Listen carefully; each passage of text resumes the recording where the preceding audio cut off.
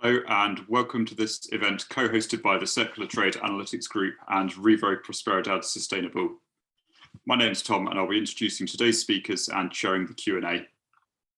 The Circular Trade Analytics Group is a forum for academics and practitioners working towards an economic system which supports human dignity and civilization in the context of the biosphere, where healthy psychological, social, economic and environmental outcomes are all considered important.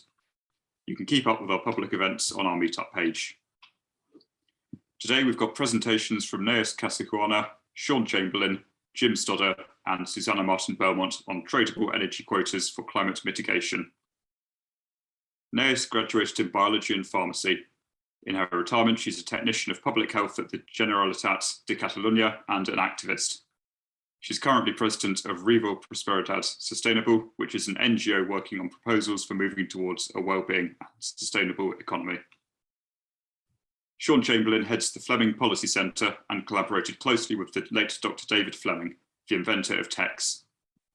Shaun co-authored the all-party parliamentary report into TEQs and was on the advisory group reviewing the UK government's feasibility study into the system.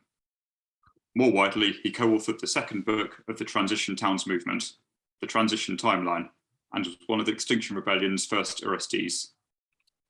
He also created the 2017 book Surviving the Future, Culture, Carnival and Capital in the Aftermath of the Market Economy, and the 2020 film, The Sequel, What Will Follow Our Troubled Civilization.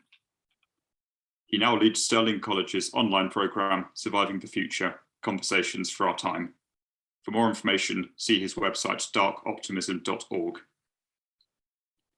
Jim Stodder has worked for more than 30 years as an academic economist, first at Rensselaer Polytechnic Institute in New York State, and more recently at Boston University. His area of economics is called comparative systems, which he describes as the anthropology of economics, or as close to it as economists ever seem to get. His main focus has been alternative money and exchange systems and systems of carbon pricing. Susana Martín Belmonte is a currency innovator, activist and author. She works as an expert for Positive Money Europe's European Citizens Bank project and the Unlock campaign on behalf of Revo Sustainable Prosperity. Previously, she worked as a consultant for different organisations on monetary innovation, advocating for a fair and sustainable monetary and financial system, working on projects related to monetary innovation and local currencies and co-production of public policies, such as the B-Min Income and Medtown projects.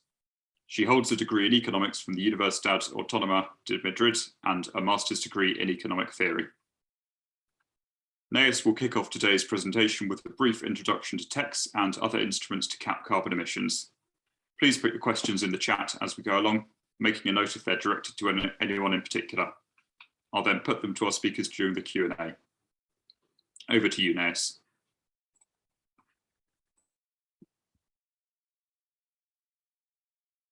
You're muted.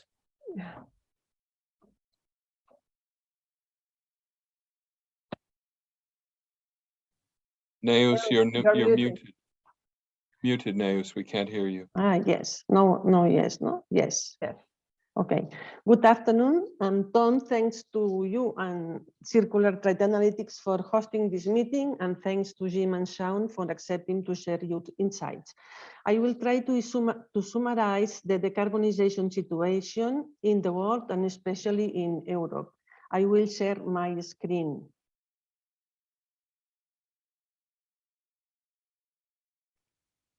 Okay. Governments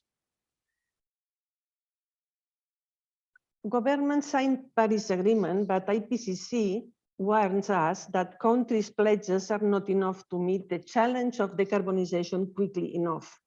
Governments always find important or urgent reasons to postpone effective compliance measures. They fear crises, riots, inflation, etc. In the European Union, carbon taxes or the emissions market have been implemented half-heartedly. The set of policies implemented are partial, they don't affect all economic sectors, and most importantly, all these policies are not designed with a comprehensive approach to meet the carbon budget.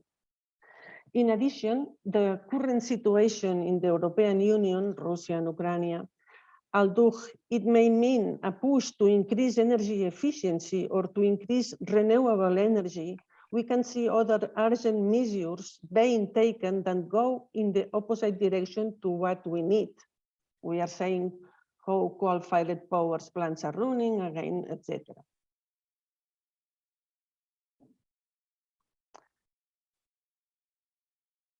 There is a fundamental contradiction between unlimited economic growth and planetary limits.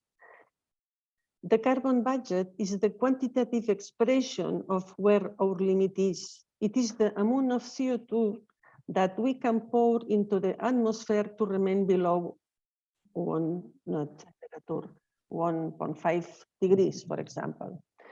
We see that the GDP and the amount of money are always increasing. That means more energy consumption and more emissions, because the desired absolute decoupling between growth and energy or material consumption doesn't exist. We can be more effective, more efficient, and there can be more renewables, but there is the rebound effect, also called the Jevons effect, that says that all energy savings are offset by higher energy consumption. Our production and consumption model depends on growth. If not, we run the risk of starting an economic crisis. The time to avoid the collapse of our civilization is getting shorter. At the rate we pour CO2 into the atmosphere, we will exhaust the carbon budget in 10 years. We need to stop fooling ourselves. We need to be consistent and find a way to make people realize what a big problem we have and act accordingly. There are 3 ways to reduce energy or fossil fuel consumption. One is the regulatory adjustment, where emissions or energy consumption have standard limitations. For example, the temperatures for air conditioning. The 2 is adjustment via prices. It is the case of carbon tax that increases the prices of high carbon goods and services, and the quantity of emissions are expected to adjust to the required level. And 3, the quantity adjustment, where emissions or fossil energy consumption are capped and some measures are taken for the economy to adapt to the supply shock.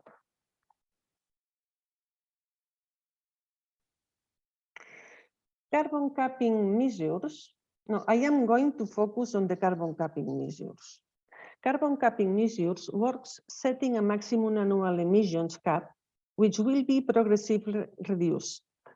Each year, a public agency issues a certain number of units of greenhouse emission permits or energy quotas. An energy quota is equivalent to a fossil energy permit, which is equivalent to a permit to generate CO2. They are more or less synonymous. The set of the units of energy quotas or the emission permits will equal the emission cap imposed for that year.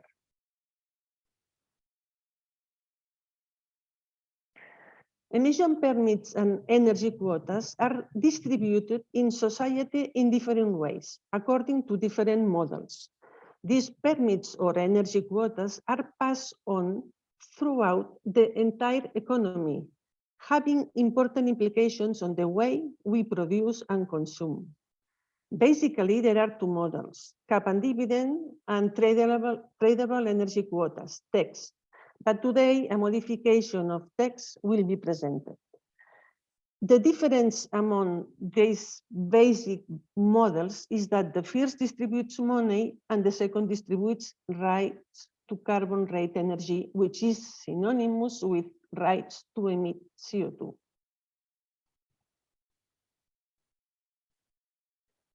In cap and dividend, emissions permits are auctioned among energy production companies. All money collected at the auctions is redistributed equally among all citizens. Prices will go up, but there will be an offset with the sharing of auctions proceeds. In tradable energy quotas, TEQs, these energy quotas are distributed free of charge to citizens, but companies and governments must pay for them. Energy quotas are used to acquire fossil fuels in addition to their cash payment. There is a secondary market for energy quotas where people and companies can buy or sell them if they have surplus or deficit. In the modification of TEQs, in this case, it is the emission permits that are distributed to citizens free of charge. These permits are used to acquire all products and services on the market in addition to their cash payment. Also, there is a second market for permits where people and companies can buy or sell them if they have surplus or deficit. In conclusion, I can say that in our opinion, the proposal to cap emissions and share them equitably, and the models based on these proposals, is the best and fastest way for society to accept limitations and assume individual responsibility and collective changes to secure our common future. And that is all, and thank you for your attention.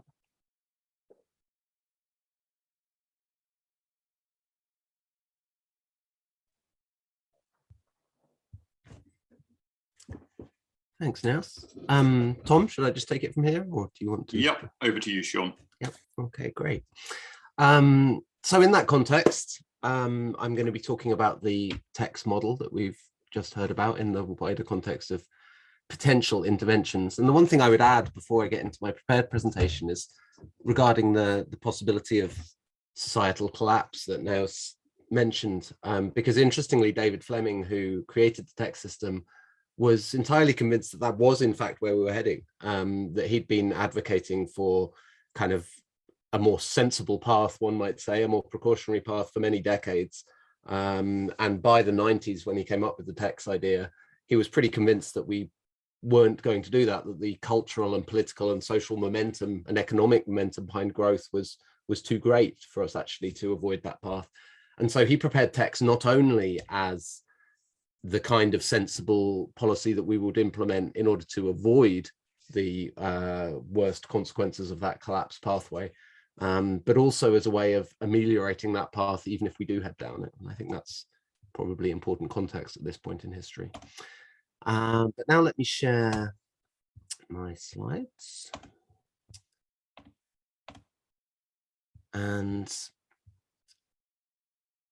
as Tom mentioned, I was involved with the UK government's feasibility study into TEQs.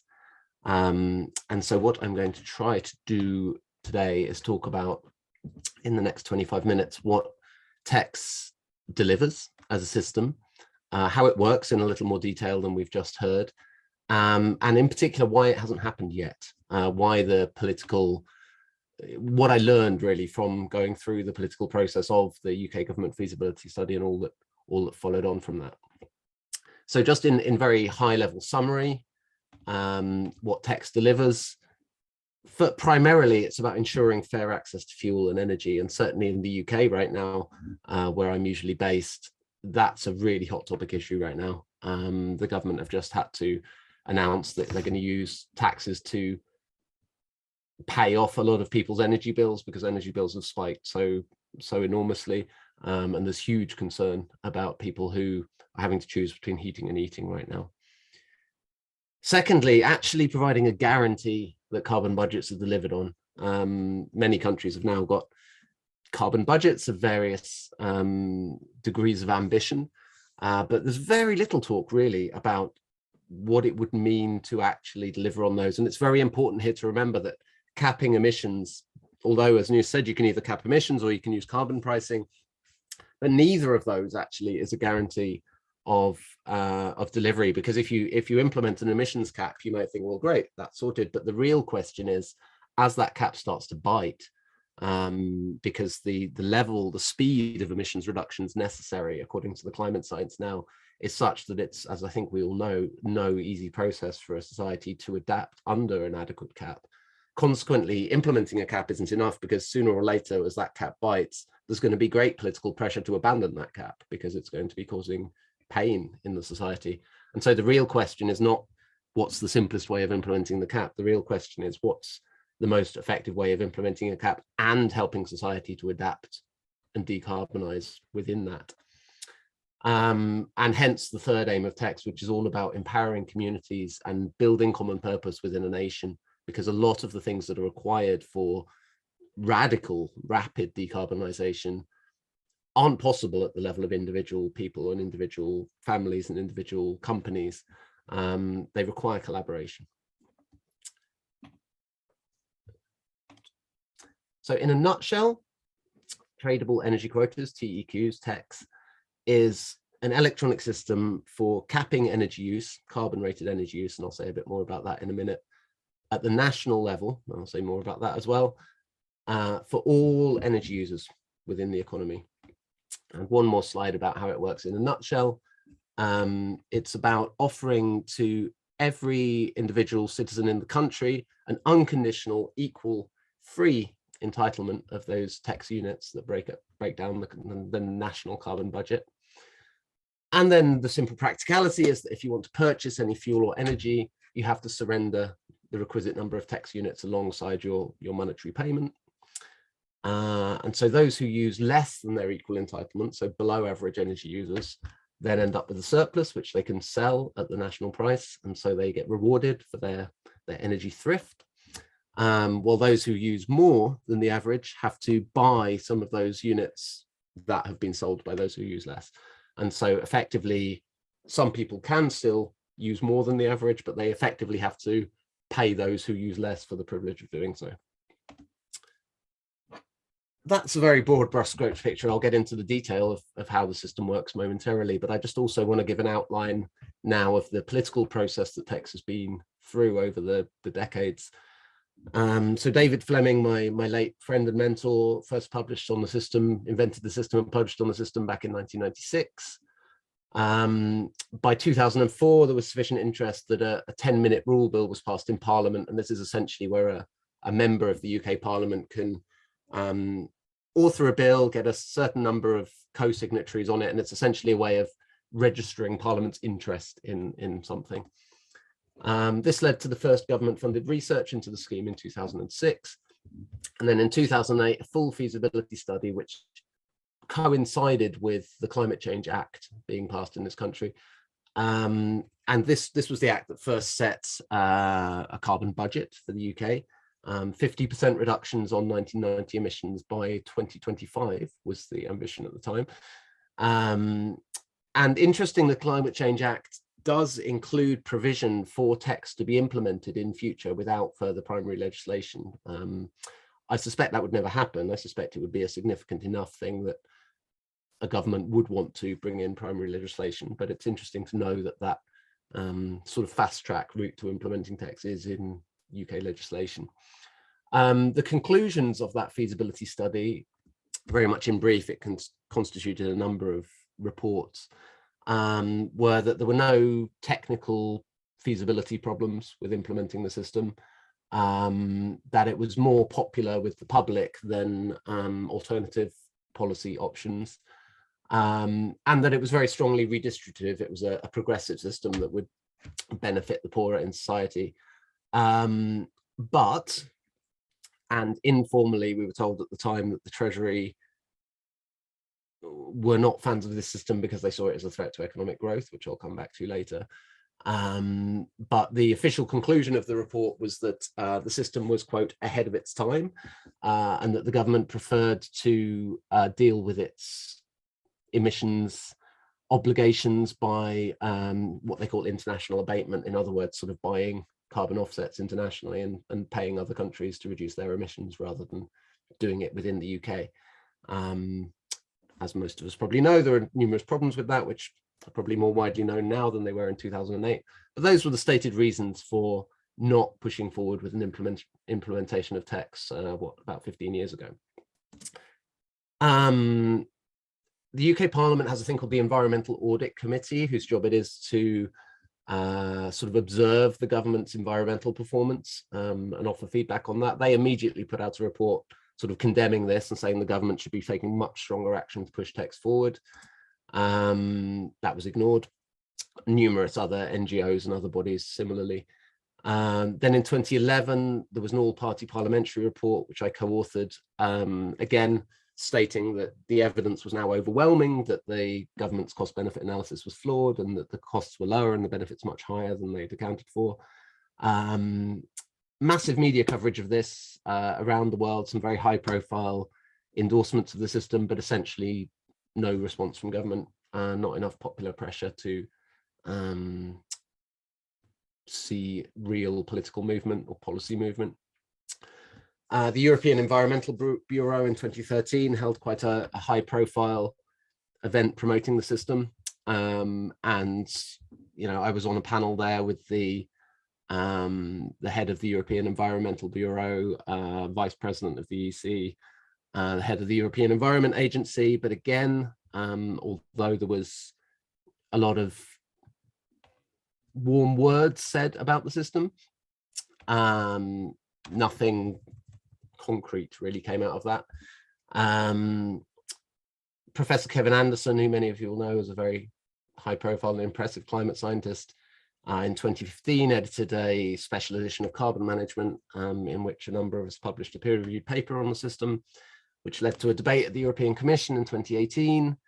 But again, a lot of positive things said, but no real traction politically. And I think today, reality is the main development. I think it's becoming clearer and clearer to more and more people that kicking the can down the road in terms of both energy crisis and emissions is not the wisest path, let's say. So that's just an overview of the political situation. I'll come back to that shortly, but I want to get a little bit more, I've been asked to get a little bit more into the detail of how the system works. This slide might look a little overwhelming at first, so we're going to build it up step by step. So in the middle there, you'll see the Committee on Climate Change. So here in the UK, we now have this. This was something that David Fleming advocated for the creation of, which is now extant. We have a Committee on Climate Change, and their role is to study the climate science, decide in the context of international agreements what is the appropriate emissions reduction for the nation. They're somewhat independent of the government, although they're appointed by the government. And the Committee on Climate Change sets our national carbon budget, and they advise on how we might go about achieving the carbon budget, but their primary role is to interact with the climate science and set an appropriate budget.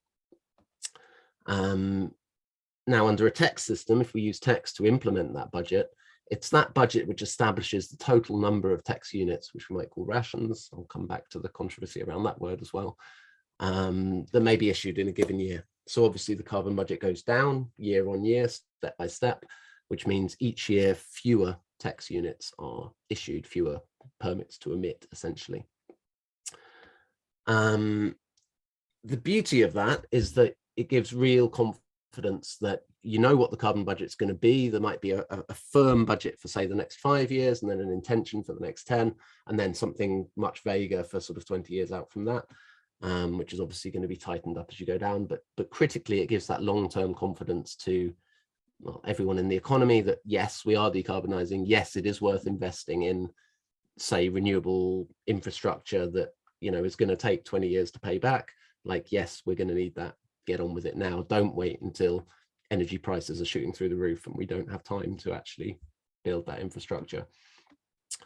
And so in practical logistical terms, the carbon budget sets the number of units which are issued by the registrar, which here I've called quota co. It could be a public body, it could be a private body, but essentially the registrar is responsible for issuing the units into the economy and indeed receiving them back, as we'll see in a few minutes. And the way that the registrar issues these units into the economy is twofold.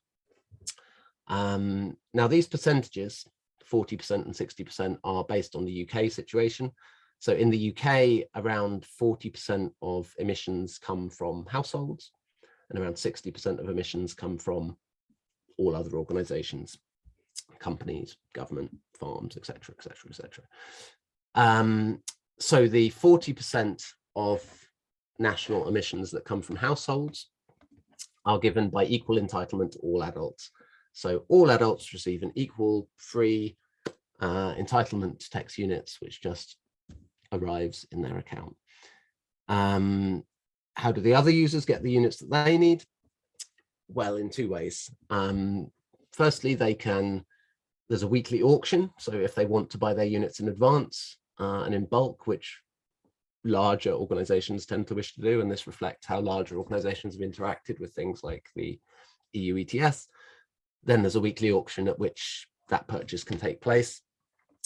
They can also receive them from their customers, but we'll get into that.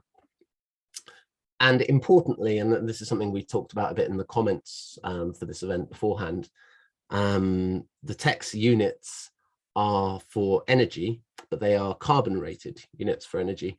So one tax unit is basically the equivalent of 1 kilogram of CO2, or the equivalent global warming potential in methane or whatever else is emitted. And so what you have is a situation where if you're going to buy petrol, gasoline, then it's going to cost you a lot more tax units to buy that than it would cost you to buy, say, renewably generated electricity for your electric vehicle. And this is how tax avoids the need for life cycle emissions analysis, scope 3 emissions analysis, or indeed measurements at every exhaust pipe. So essentially the only thing that tax needs to carbon rate is the energy sources in the economy. So let's say, to take an example, that you want to go and buy your petrol or your gasoline at the local Esso station, Exxon gas station. So before you get there, the government will have gone along to Esso and they will have inspected their whole life cycle. So their fuel extraction, their refining, the transport of their goods, and they'll have done a life cycle carbon analysis on that fuel, which means that this particular petrol station might have to charge you more tax units than the one up the street, because their particular process for bringing that fuel to market is more carbon intensive. But renewable energy, of course, itself has a carbon footprint. It takes carbon to build wind turbines and build renewable infrastructure. So it's not that there's no tax price on renewable energy, it's just that it's vastly lower. And that, of course, gives a very strong competitive advantage to not only renewable energy, but also lower carbon energy in general. So even fossil fuel producers are incentivized to make their energy supply less carbon intensive. And then, because energy is essentially the ability to do work, that then effectively covers all the goods and services in the economy. So you wouldn't need to surrender tax units if you went to purchase a bed, for example. You would just purchase that in cash. But the company who made the bed would have had to purchase tax units to cover the energy used in the manufacture and transport, etc., of that bed. And consequently, they would have to pass on that cost to their customers. And so customers would just find that goods that are more carbon intensive are more expensive throughout the economy without having to grapple with sort of carbon accounting, or indeed getting into the kind of culture wars of, you know, well, I don't care about carbon, I think it's all a hoax anyway. No, they would just find that they're buying the cheaper thing, and that's having an environmental benefit. The other thing that I'll mention, and for some of you this will be of interest, if it's not, just disregard this aside, tax is usually thought of as being for managing emissions, and indeed that's part of the title of our event today. It could also be used as a fuel rationing system in the case of absolute shortage. So say there's an absolute shortage of gas or oil or electricity in a nation or in an area, you could also introduce a tax system where rather than one unit being 1 kilogram of CO2, one unit is 1 cubic meter of gas or 1 kilowatt hour of electricity. That's an aside. There's more on that in the parliamentary report on tax, because that was commissioned with a view to that particular concern. But for today, we'll just focus on tax for carbon management. So the tax units are issued into national economy in these two ways, by the entitlement and by the tender. And then there's a market for those units. People have too many and they want to sell them, or they have too few and they want to buy them. And that operates in the most simple way you could imagine, really. Everyone has access to units at the same price at any time. And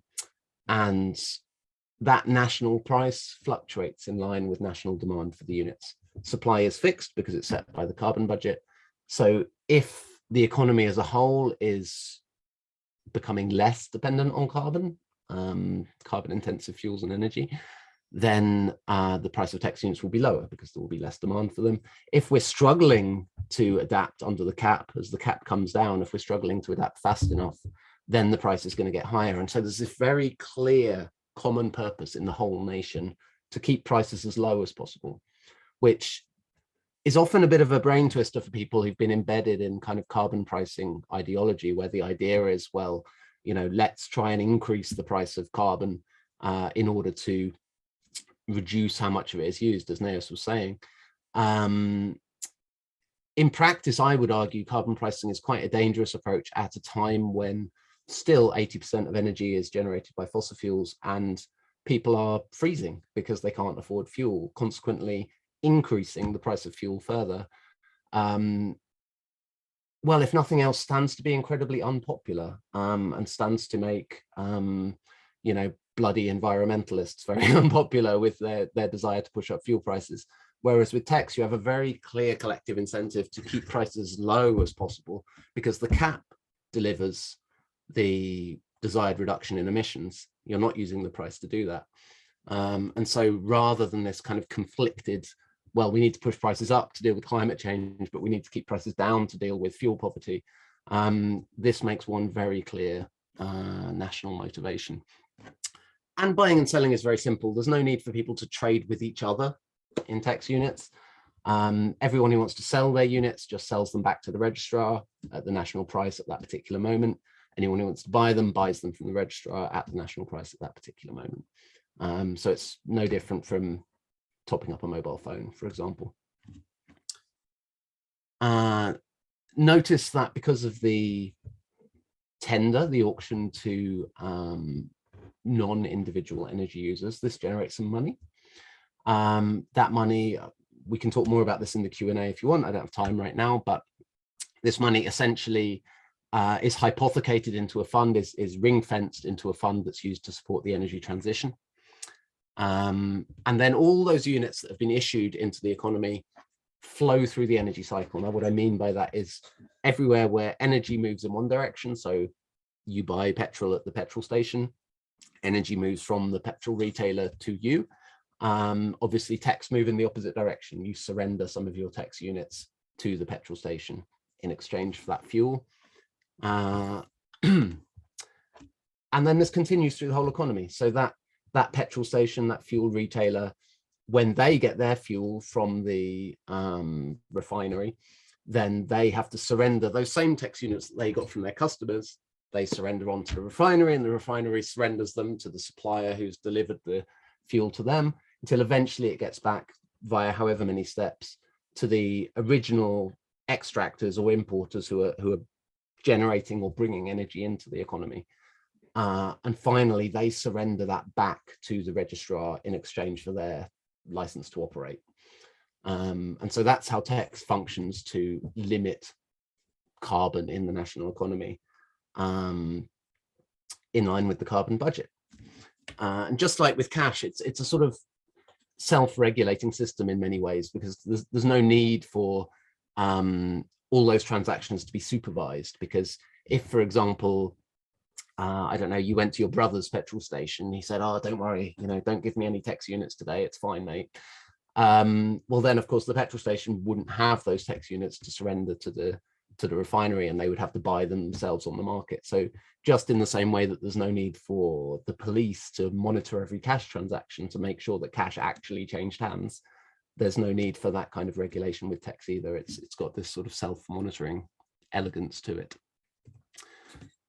And it's largely a hands-free system for both for the government in the way that I've just described, but also for the consumer, for the citizen.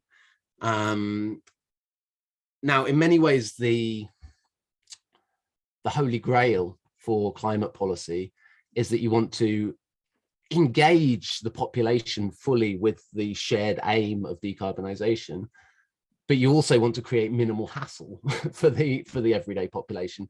And those generally pull against each other. You know, generally, the more you engage with people, the more hassle it is for them, and the less hassle you give people, the less they are even aware of what's going on with the system. And this is kind of the beauty of TEQs, really, by having a single national tax price that's very highly visible and part of people's everyday lives. That becomes very engaging and very clear about the common purpose that it creates. But in terms of the practicalities of using the system, extremely simple. So in terms of how people use energy, certainly in the UK, there's your utility bills to, say, your electricity company. Most people pay those direct debit, some by prepayment meters. And that's a very simple process for tax units to just flow alongside the money. Petrol, similarly, or gasoline, people usually pay by card. They can equally well pay by cash. Incidentally, as an aside, a lot of people talk about a sort of carbon card. It's become a bit of a symbol of the tax system. In actual fact, we don't recommend a carbon card, and the government feasibility didn't recommend the carbon card either. It makes a lot more sense just to integrate the system with existing payment cards. And as I mentioned, there's always the cash option. So if you say you're a foreign tourist, say the UK implements a tax system, you arrive in the country, you haven't been issued with any tax units because you're not a UK citizen, well, no problem. You just go to the petrol station again, to use our favorite example, and you pay in cash, and the retailer just adds the price of the requisite tax units at the current price to your bill. So all as part of one straightforward cash transaction, that's taken care of. And I've already mentioned that in that way covers the embodied energy in all the other goods and services in the market without requiring the, frankly, impossibility of doing a life cycle emissions analysis on every product and service in the economy, which a lot of people have explored, and I think pretty universally concluded doesn't work in any practicable sense. So that is the tax system. And just to quickly run through the kind of key benefits of it, it offers this guarantee. You've got a cap, so you've got the guaranteed outcome. The only way that it can fail to meet that guarantee if its tax itself is abandoned, which of course applies to any system. And I believe there are good reasons why tax eases the transition and thus gives us the best possible chance of the system not being abandoned. It gives that clear long-term signal to everyone in the economy as to where we're going, and that we're really committed to it, and that it's not half-hearted in the way that Neus was referring to. It leaves money with the people, which is critical. It allows people to make their own choices. People can still be carbon profligate if they want. They can still burn a lot of carbon if they want to do that, but they're going to find it more and more expensive to do so. And that money is going to flow from them to those who are more energy thrifty, not to the government. And so it trusts people to make their own decisions about what's the appropriate way to deal with the carbon realities of today. It's very strongly progressive, as all the studies of it have shown, and we can talk more about that if people want to. It gives this assured entitlement to energy, which we lack currently in the energy market, and a lot of people are desperate for. At the moment, what happens in times of energy shortage is that the price goes up, and essentially we ration it by wealth. The people who can afford energy get it, and those who can't don't. And so this is essentially a much fairer approach than our present system. I think importantly, it's specified in terms of energy, not in terms of money, because it's an energy and emissions problem that we face, not a money problem that we face, and we need to help people to understand that that this is not just one more price on the domestic shopping list. This is a fundamental energy problem that we're going to have to solve in those terms. It helps both with fuel scarcity and with climate change, as I touched on. And I think these are two strongly interrelated crises. It's a hands-free system in the ways that I've talked about. With this system, the government is there to help. The government is itself bound by the system. The government is itself operating within its own tax budget. and its role is very much to be there facilitating people collaborating and cooperating and hopefully thriving under the shrinking cap. It gives that competitive advantage to renewable energy and lower carbon energy, but also to the nations that implement it first, giving that long-term competitive advantage over other nations that don't adapt to the unfolding realities. Critically, in terms of international negotiations, it gives a sense of moral leadership. Like, we've introduced a system that means we will achieve our carbon emissions budgets. We're not going to set an ambitious target and then fail to meet them like everyone's been doing. This is actually about getting real and being able to lay down the challenge to other countries. We're doing this, why aren't you? And most importantly of all, I think it gives this sense of common purpose in the nation. It's absolutely clear there's this national price. We're all trying to keep it as low as possible. If my neighbor is being very energy profligate, it makes sense for me to say to them, what are you doing, mate? You know, you're pushing up the price for everybody. Like, we're all in this together. It really creates that sense of national common purpose, which really lacks. And as someone who is not personally a fan of the carbon pricing approach for some of the reasons that I've talked about, I would argue that while carbon tax can be tweaked in various ways to address many of these, the essence of carbon tax is that it doesn't offer a guarantee, and it doesn't offer that clear long-term signal, that it takes money away from the people, that it's very often regressive. It doesn't offer that assured entitlement. It's specified in terms of money rather than in terms of energy and emissions. Doesn't help with fuel scarcity. It's a hands-on system. The government is seen as being there to punish and resented for increased taxes. It provides a competitive disadvantage without that sense of moral leadership, and it in no way encourages common purpose. So I'm a very strong advocate that we need these cap quantity-based systems rather than seeing this as just one more pricing issue. And as a final note, I wanted to mention this concept of rationing, because a lot of people talk about rationing, and some people really strongly feel that we should call this rationing, and some people very strongly feel that we shouldn't. So in one sense, this is rationing, and in another sense, it's not. There are two popular meanings of the word rationing. One is the sense that it offers guaranteed shares for everyone. And in times of shortage, that's obviously something that people welcome. The other is the sense that it puts absolute limits on what you can consume. And obviously that's something that a lot of people resent. And so it's very interesting to note that TEQs manages to offer guaranteed shares for all without offering absolute limits on what you can consume. If some are using below average, then others are able to use above average if they effectively pay for the privilege of doing so. And so, yeah, it's slightly controversial whether this is rationing or not in terms of the popular understandings of the word. The reality, of course, is that rationing is always a response to shortage, not the cause of it. Unfortunately, the word tends to become so associated with shortage that people kind of resent the very idea of it. In fact, in times of shortage, people cry out for guaranteed shares to what's available. And as I mentioned earlier, essentially what we have currently is a system of rationing by wealth, where in times of shortage, everything that's available goes to the richest effectively. And this is a far fairer system than that. And so this is the slide again about the political process that we have been through over the last, 25 years with the system. And I'll finish by just saying a few of the key learnings that I've really found through this. One is that no matter how much policy wonks like me and probably most of us might enjoy debating the finer details of policy systems and the critical importance of firm caps, etc., it was very striking to me when the government feasibility study was underway and I was advising that, that it's almost impossible to defend essential facets of the policy design as it moves through the political process. One of the economists at the relevant government department at the time decided, well, obviously you can't have a hard cap because prices might get very high. So you'd have to have a safety valve so that if prices went too high, more units would be issued, which, was presented in a very, well, of course, everyone will agree with this way.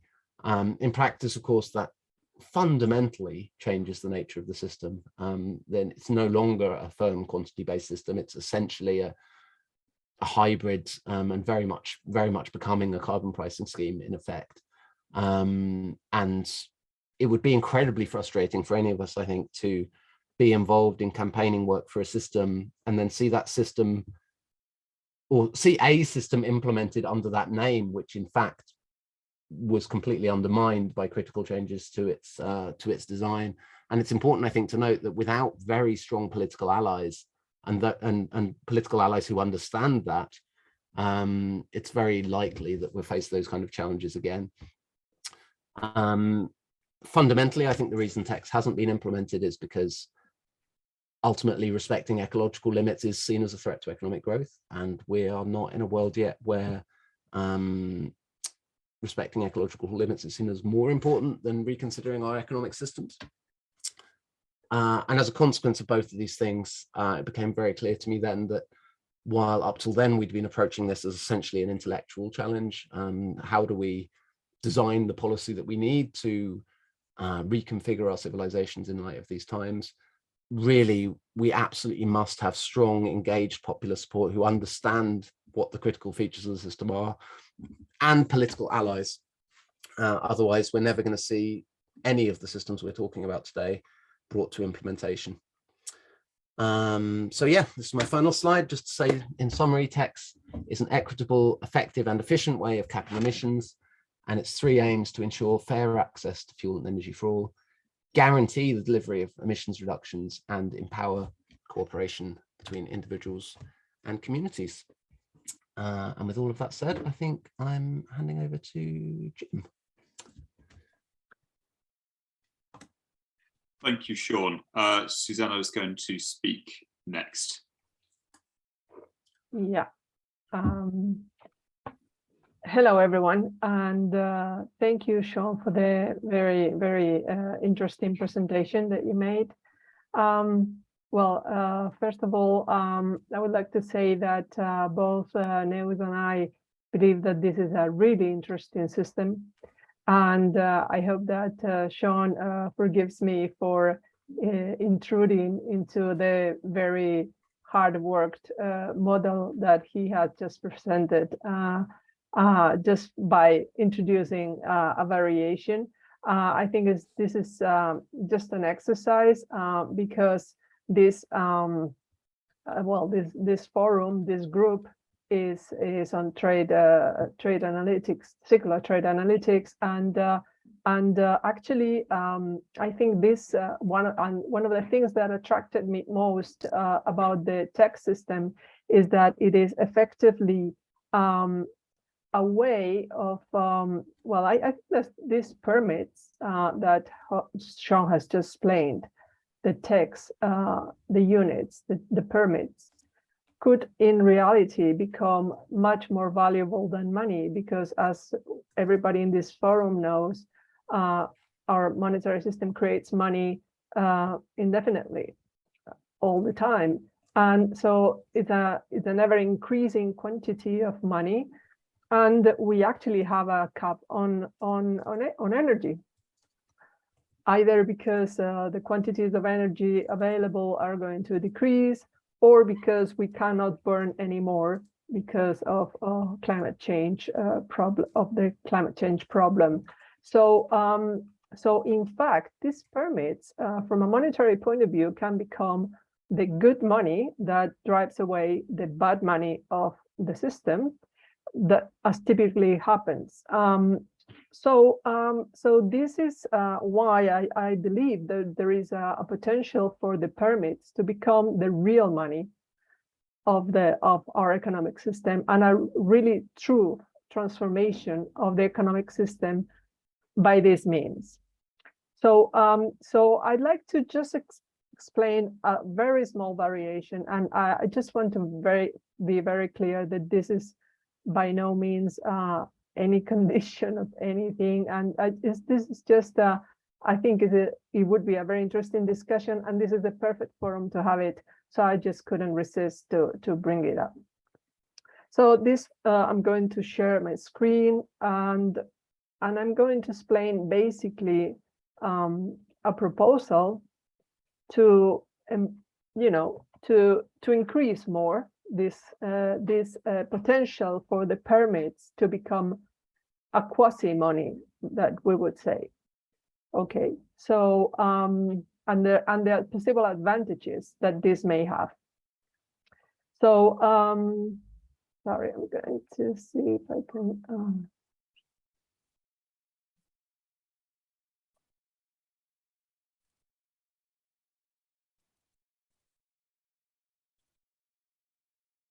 Okay, so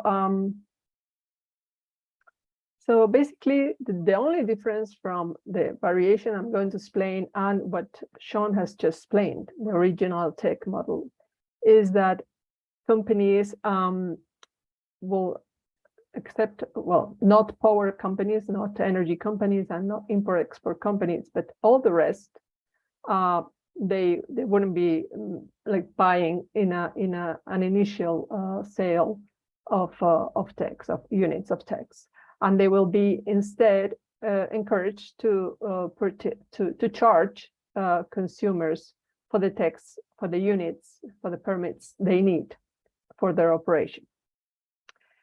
Instead, this amount of units that is not going to be allocated to companies initially, the citizens are going to receive them for free. So in this way, what the system is expected to allow is for companies to charge on also like energy companies to charge a quantity of permits as long as as well as a quantity of currency for their goods and services in order to receive the permits that they require for their operation. The permits required for each good or service shall be determined on the basis of the energy needs of the companies at their discretion. So as they see fit, they should be charging these units for their goods and services. What does this mean? So what it means is that all kinds of goods and services were required to surrender permits to be purchased. So every good or service will have two prices, one in currency and one in permits. So as I said, permits shall become a quasi-money.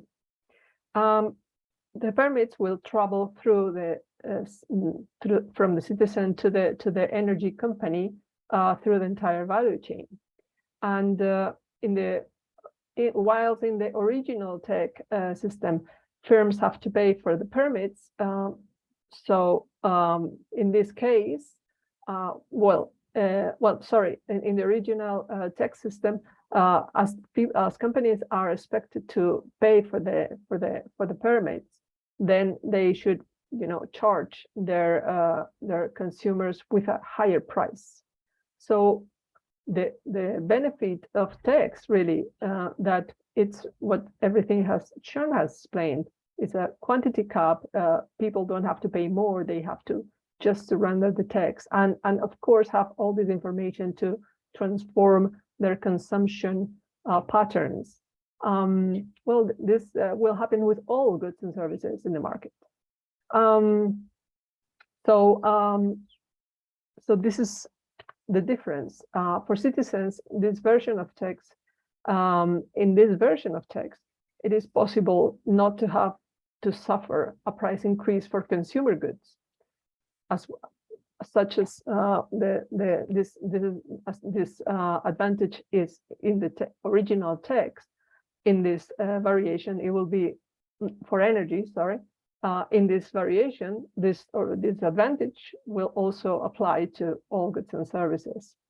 For businesses, likewise, it is possible for companies not to have to pay for permits, and because they can pay for permits here as well, they can go to the secondary market and pay for them, and then charge a higher price to the consumers. But companies can obtain them for free from the consumer, because consumers have permits to pay for goods and services. So the way these companies will benefit, the companies that take the TEQs from the units from the consumer will benefit with no price increase. So for individuals, no price increase, of course, I'm referring to the price increase that is delivered, I mean, that arises from the permits payment.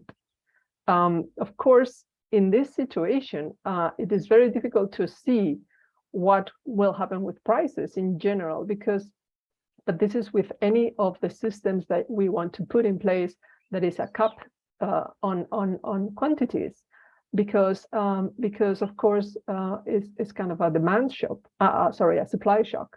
So so maybe prices go up, but it won't be because of the payment of permits.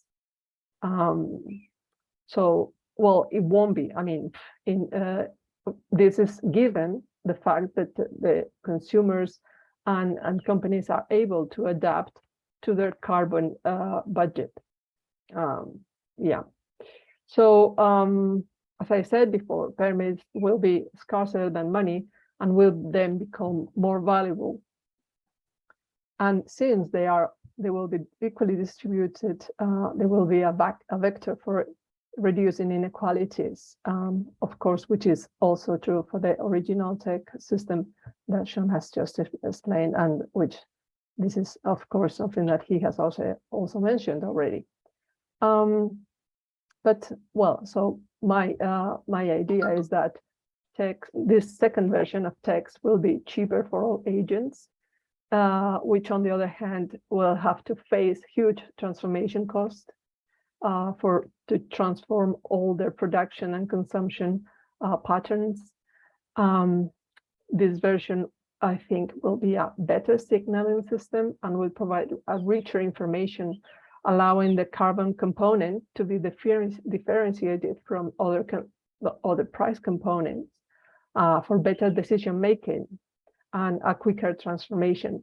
We can imagine, for instance, if somebody is going to buy a washing machine and they can see the price in carbon units and the price of the rest of the components of the price of course, together in the price in currency, they can very well see that maybe if the company is going to have a very is having a very large carbon component in the price, maybe they won't be in the market for long, because since carbon is going down over time, carbon availability emissions are going down over time. Maybe when they're going to need spare parts from this washing machine, they won't be able to get them because the company won't be there anymore. So they can, you know, take decisions accordingly, and yeah. So this is for me, all these combinations of all this information is very rich and very interesting to have for the consumer and for companies as well. So this TEQ2, of course, it won't be so easy, but because of course the payment system has to be adapted. But on the other hand, this is a change. This is a transformation in the payment system that is already taking place, because we have the central bank digital currencies coming to alive. We are in the process of creating a digital euro. So, I mean, the digital yuan is already there. And there are so many other projects in cryptocurrencies, tokens, tokenizations, etc., that this transformation is already taking place. And will, of course, this is probably an advantage of having speaking 10 years later or 15 years later than when the original idea came to exist. Sorry.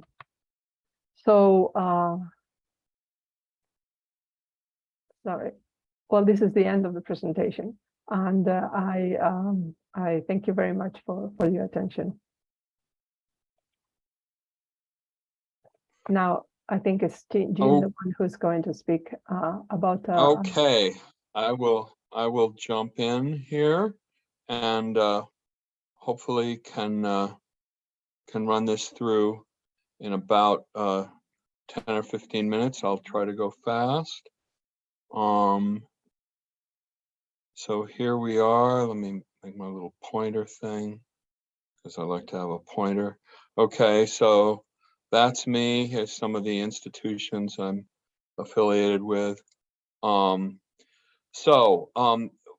thing, I'll talk more about the differences between my research and the proposals so far towards the end. But one thing to be just somewhat clear about in the beginning is I started this several years ago. This is, there's two big differences.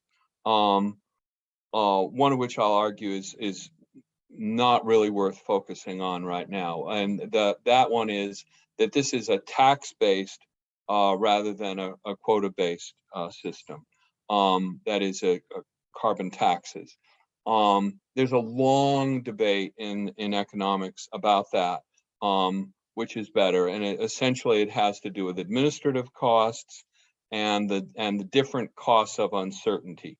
Would you rather be uncertain about the price, or would you rather be uncertain about the quantity? And I think it's different for different actors, but to a first approximation, you should be able to get very similar results through a taxation and a permit system. The thing which is very similar, and in fact in my proposal is even more aggressive, is it's redistributive. It's taxation with rebates, but it goes beyond just the rebate for the cost of the tax. I'm also looking at the issue of the overall macroeconomic impact of the tax, which I and a number of other much more famous economists like Joseph Stiglitz at Columbia University, who recently spoke at a large European meeting about this, that there's going to be a big macroeconomic effect of having carbon prices of any sort, whether it's through a tax or through quotas, but carbon reduction is going to hit GDP. That is, there's going to be a macroeconomic effect, and that's going to, if it's not compensated for in some way, is going to cause a lot of pain and a lot of political upset. So what I'm looking at, and this has to do with kind of two sides of my research. I'm one with Shaun. I've been interested in carbon limitation mechanisms, and with Susana, as Susana well knows, I've been long involved in studying alternative social currencies and the way that they can be used to moderate the economic cycle and to help especially households and small businesses through hard times. So I don't talk about alternative currencies in this research, but I'm very interested in redistribution. Okay, so what does this graph show? It's come on, you. Oh, my little thing is stuck. Come on. There. Okay. I'll make them all go. All right. So this is an as if projection over recent U.S. history. The dark blue line is the historical monthly pattern of CO2 emissions in the United States. The dotted blue line is the projection of my model. And as we'll see in a minute, it's about 95% accurate. I used data from 1973 to 2014 to kind of calibrate the model, and we don't have to go into the math of it, but it's a pretty standard in financial economics, a so-called VAR, vector autoregression model. As you can see, the projection, gets it basically stops using any historical data in 2014, but it's able, pretty accurately to predict what actually happened with carbon from 2015 to 2019, so for the next 5 years. The red line is the effect of a $120 per metric ton tax, okay? So it's lowering carbon by imposing on that. The black line is just looking at the subsidy, and the green line is the tax and the subsidy. So what is the subsidy? The subsidy is calibrated to just basically bring back disposable personal income to what it was before the tax, okay? So it's more than just the money, a lot more than the money collected by the tax. This is a explicitly macroeconomic stimulative package, because as we'll see, GDP is going to decline. When carbon usage declines, GDP is going to decline. And a lot of economists agree about that. And so, I don't think that's a bad thing in the long run. And as I'll argue, economic welfare and GDP are not the same thing. And anyway, so this black line is only, I just, for purposes of analysis, I separate them out. I look at the drop in disposable income from the tax, and then I just add that in without the tax. Okay, so it's an as if scenario. But the interesting thing, and this is why my title of my paper is GDP as an inferior good. The very interesting thing is that giving people more money directly actually means, at least in the United States and probably other high income countries, actually means they consume less carbon-based goods and services. Okay, so the really good news is, you might argue, well, why should we give people money? Because then they're just going to go back and consume more stuff and more carbon stuff. No, the good news is they don't. And that by having a strongly redistributive program, you actually essentially double the effect of the tax. And as I'll show, these two effects, the tax effect and the subsidy effect, essentially add up to reducing carbon even more. Okay, so this is a measure of the accuracy of the model. It uses a standard measure, mean absolute percentage error. These are the different variables in one of the versions of my model, and I do it in real or inflation adjusted terms, and I also do it in nominal terms with a measure of inflation that can be added back in. But I essentially get the same results on, very similar results on both. And so this is saying that for CO2, there was a 5% error over this 5-year period, and disposable income and GDP, about a 1% error. The difference in these two forecasts, this is, and this is the one that's shown in my pictures, in my graphs, is just a pure forecast which stops using historical data at the end of 2014. So the first month of January 2015 is based purely on the historical data of back from 2014, and then for February of 2015 you use the forecast for January of 2015 to make a forecast of February 2015. So it's a forecast of forecasts. So it sort of rolls up like that, but it's only using historical data up to 2014, whereas this updated forecast keeps updating with the historical data. So not surprisingly, the actual historical data. So not surprisingly, it's more accurate. But the good news is I'm getting 86% accuracy overall with the pure forecast, and almost 96% accuracy with the updated forecast. And somewhat interestingly, except for coal, the price errors, these are the mean error, absolute errors, for gas and especially for petroleum, are much greater than the quantity errors. And that's because, as economists would say in their weird, hard to understand way, these goods are price inelastic or price insensitive, meaning the price can change a lot and the quantity demanded doesn't change that much.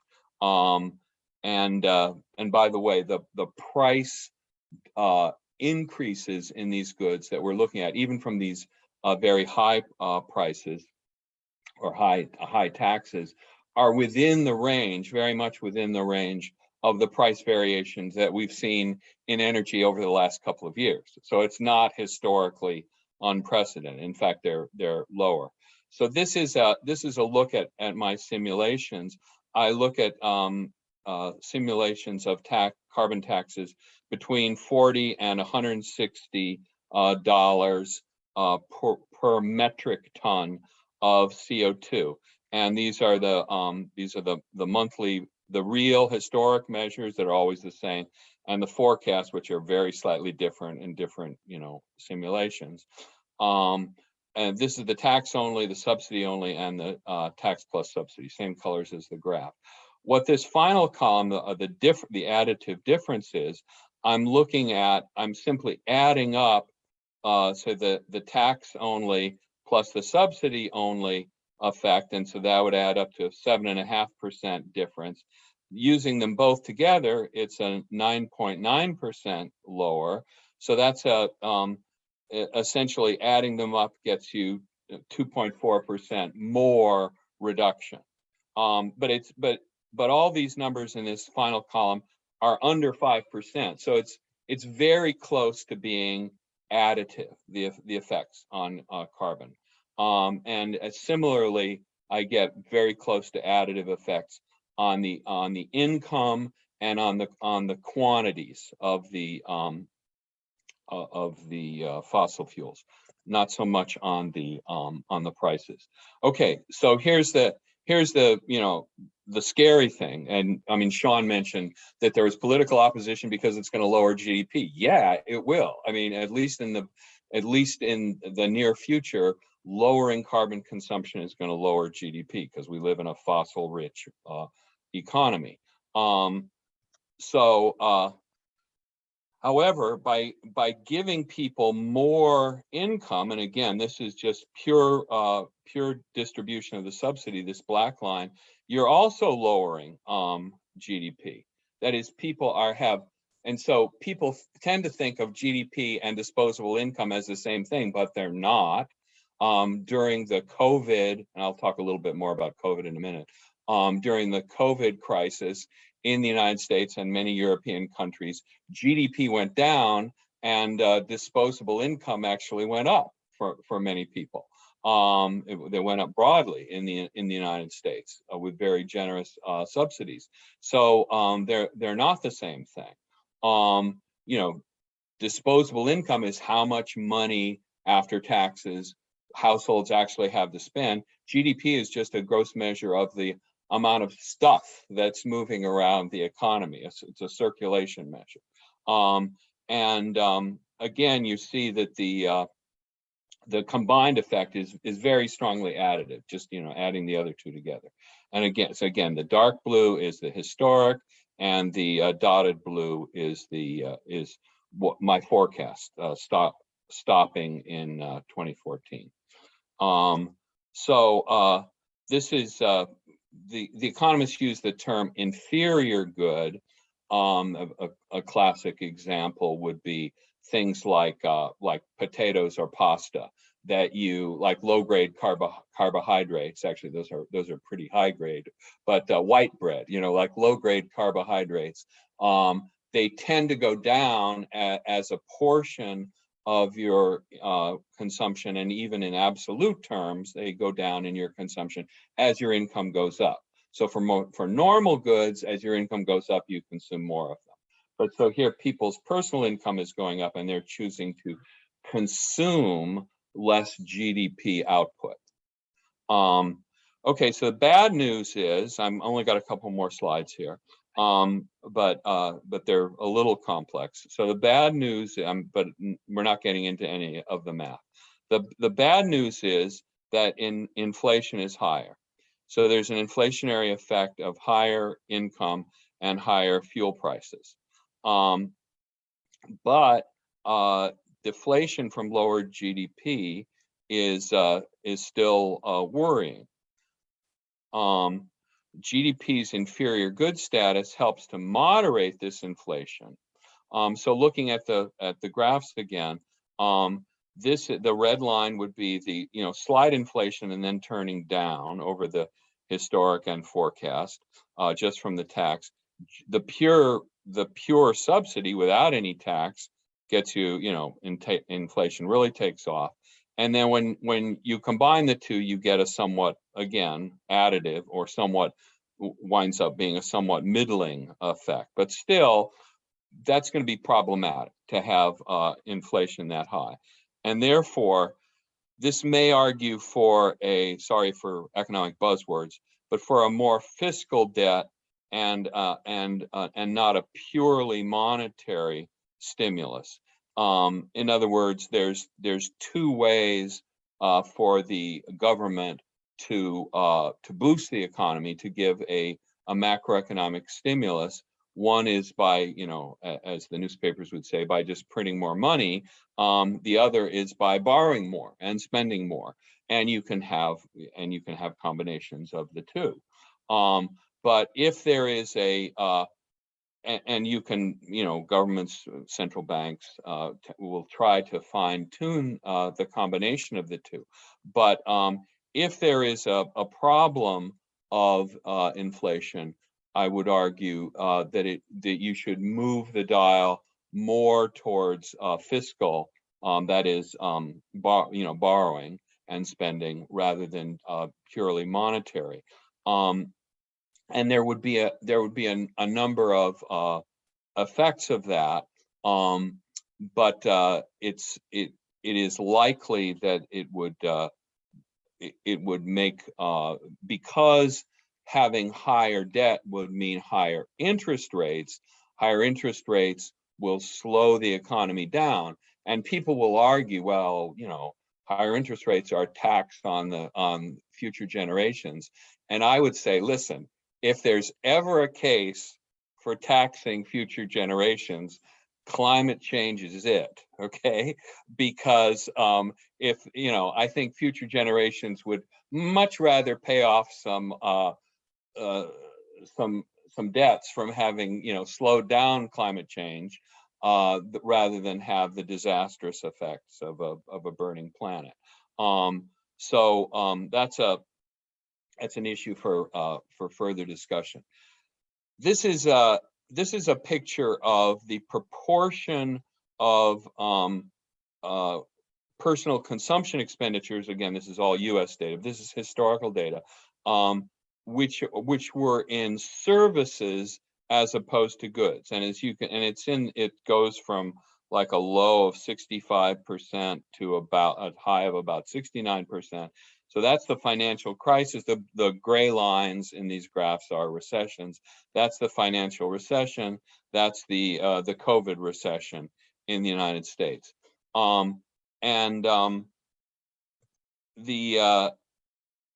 Unlike income subsidies during the pandemics, subsidies to offset high carbon prices will almost certainly push consumption more towards services. Service productivity tends to grow more slowly than goods and has been for a long time, and therefore to show higher inflation. That is, service prices rise faster than manufactured goods and agriculture prices. That's well known, and there was a economist at Princeton, William Baumol, and this is called the Baumol curse. But moving towards a more service-oriented economy, I'm showing with this blue line, I'm showing what the long-term trend is. I think this COVID dip is temporary. I think we will move back towards the long-term trend. I mean, as everyone knows, during the recession, people were buying, more exercise bikes and not going to the gym as much. more home cooked meals and not going to restaurants as much. So that means more goods and less services. But the long-term trend in all the advanced industrial economies, including Britain and Spain, is towards higher and higher service consumption. That's a good thing because services tend to be lower CO2 than the production of goods.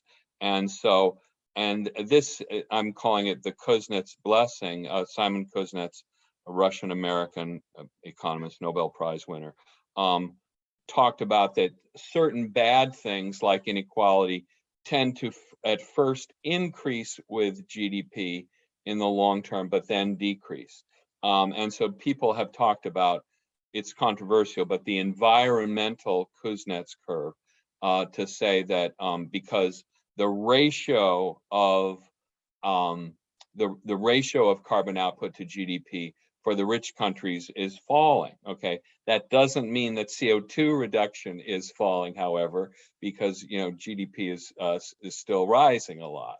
So, but the basic point is that moving towards more services is a good thing, even if it means slower GDP growth, because it means slower, less carbon output. Okay, this is the last graph, and I'm almost done. This is good news to contrast with the slightly worrying news about inflation, that I'm not that worried about. But the good news is that low carbon consumption goes up, even just from the subsidy, and it'll go up even more with the subsidy plus the tax, or other methods.